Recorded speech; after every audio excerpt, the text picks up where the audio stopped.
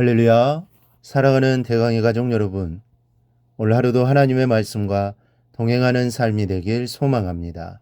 오늘 함께 나눌 하나님의 말씀은 여호수아 6장 15절에서 21절 말씀입니다.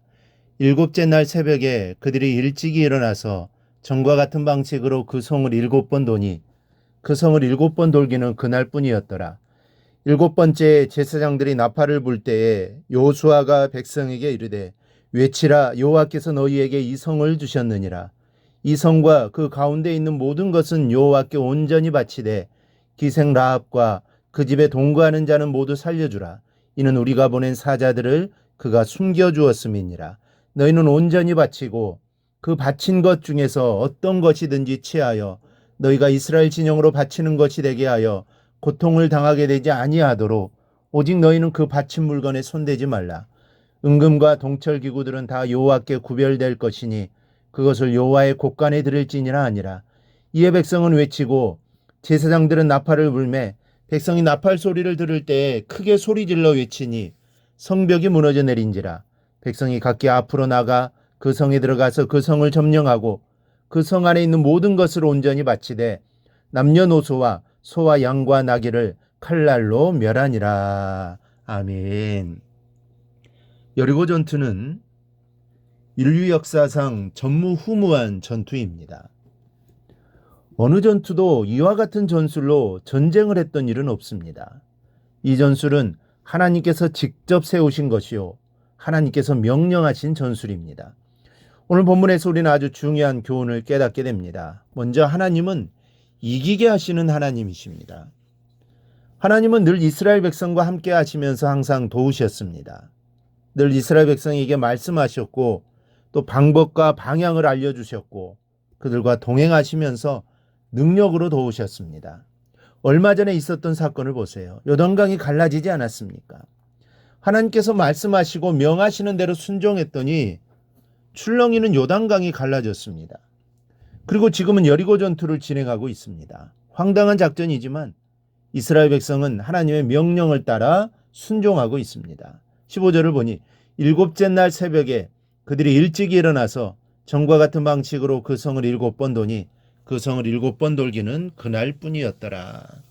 하나님의 명령대로 엿새 동안 한 바퀴씩 돌다가 일곱째 날에는 성을 7번 돌았습니다. 당시 여리고성의 규모로 보아 7번을 돌려면 3시간 정도 걸렸을 것이라 합니다. 하나님 명령대로 순종하되 마지막 날 마지막 순간까지 순종했습니다. 그랬더니 정말로 그 성이 와르르 무너져 내립니다. 20절을 보면 이에 백성은 외치고 제사장들은 나팔을 불매 백성이 나팔 소리를 들을 때에 크게 소리질러 외치니 성벽이 무너져 내린지라. 백성이 각기 앞으로 나아가 그 성에 들어가서 그 성을 점령하고.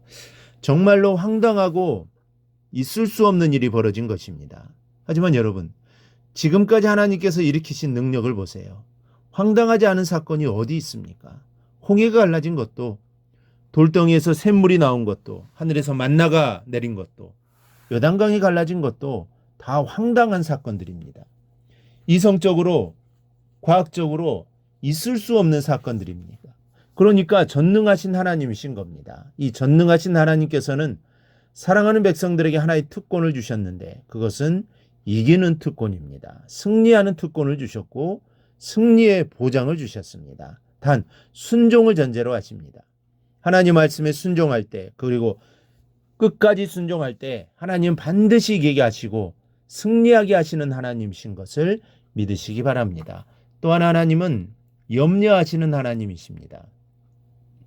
이제 잠시 후면 여리고성이 와르르 무너져 내릴 것입니다.